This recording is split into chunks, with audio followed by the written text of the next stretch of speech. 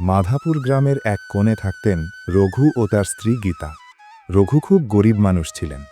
প্রতিদিন সকালে তিনি মাঠে কঠোর পরিশ্রম করতেন, আর বিকেলে গ্রামের পশুগুলোকে পাহাড়ে চড়াতে নিয়ে যেতেন। সেখান থেকে সামান্য কিছু টাকা উপার্জন হতো। তাদের এক ছেলে ছিল, নাম শ্যাম। রঘু গরিব হলেও তার মন ছিল খুব দয়ালু ও উদার। একদিন শ্যাম বলল, বাবা, আগামী সপ্তাহে আমার জন্মদিন, তুমি আমাকে কি উপহার দেবে? রঘু বললেন, বাবা, এখন আমাদের কাছে টাকা নেই, তবে তোমার জন্মদিনের আগে কিছু একটা ব্যবস্থা করার চেষ্টা করব। এখন খুশি তো? ঠিক আছে বাবা। এ কথা বলে শ্যাম খেলতে বাইরে চলে গেল।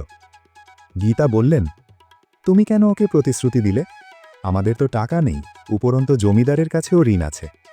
রঘু শান্তভাবে বললেন, গীতা, চিন্তা করো না। কিছু না বললে শ্যাম কষ্ট পেত। আমি কোনো না কোনোভাবে ব্যবস্থা করব। সেদিন রাতের খাবার শেষে তারা তিনজন ঘুমিয়ে পড়ল। পরের দিন শ্যাম স্কুলে গেল। বন্ধুদের সঙ্গে খেলতে গিয়ে এক ছেলে তার পুরনো কাপড় নিয়ে মজা করল।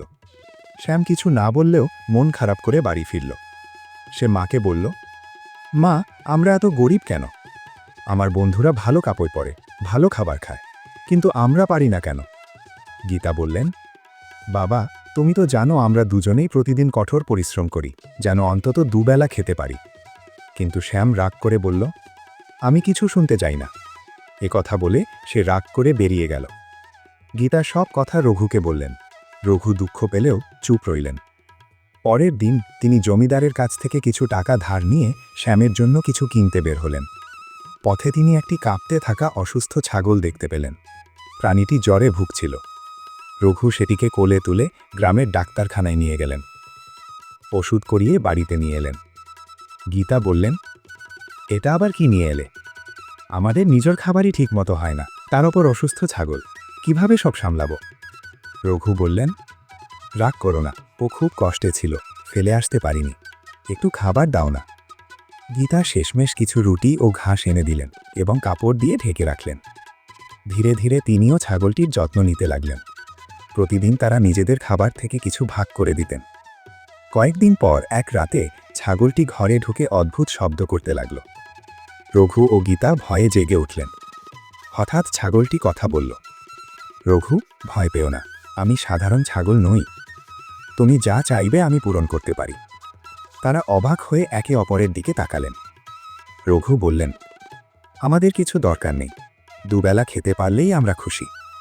ছাগলটি বলল, তোমাদের সন্তানের জন্য কিছু চাইবে না? সামনে তো তার জন্মদিন। হঠাৎ ছাগলটি এক সুন্দর পরীতে রূপ নিল। তারা বিস্মিত হয়ে গেলেন। পরী বলল, আমি অভিশাপে ছাগল হয়েছিলাম, কোনো দয়ালু মানুষের সাহায্য না পেলে মুক্তি পেতাম না। তোমরা নিঃস্বার্থভাবে আমাকে সাহায্য করেছ, তাই আমি তোমাদের ধন্যবাদ জানাতে চাই। সে রঘুকে একটি সুন্দর আংটি দিয়ে বলল, এই জাদুর আংটি রাখো, সৎ ইচ্ছা নিয়ে যা চাইবে তা পূরণ হবে। তবে মনে রেখো, এটি শুধু ভালো কাজে ব্যবহার করতে হবে। কেউ লোভে চুরি করলে এর জাদু নষ্ট হয়ে যাবে। পরী অদৃশ্য হয়ে গেল।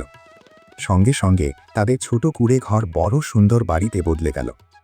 পরে গীতা একটি ক্ষেত চাইলেন, আর সঙ্গে সঙ্গেই সবুজ জমি তৈরি হলো। গ্রামের সবাই রঘুর সৌভাগ্যের কথা বলতে লাগল।